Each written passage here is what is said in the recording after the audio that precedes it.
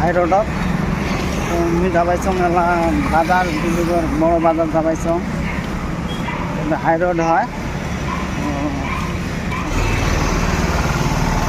এই যে গাড়িখানা দেখা যাবে গাড়িখানা পাশে একটা ওয়াল আছে, কোনো ওয়াল হচ্ছে তোর জেলের ওয়াল, জেলখানা।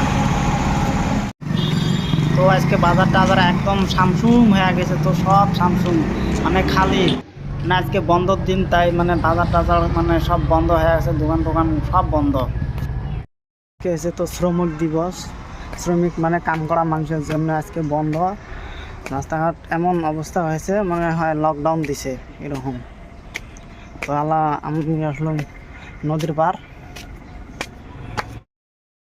এই যে নদী দেখা যাওয়া লাগছে না, নদীর পার যাবো আমরা।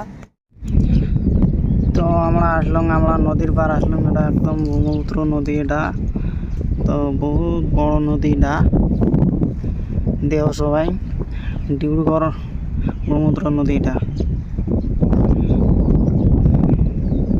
এই পার থেকে ওই পার একদম দেখা যায় না, এত বড় একটা নদী।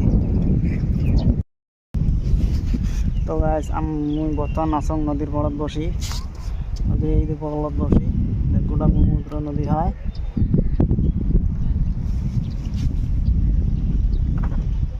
এমন ধার দিছে, একদম বহুত ধার দিছে, কিন্তু মানুষ যদি পড়ে মানুষ বাঁচবি নয় এগুলি ধারত নদীত।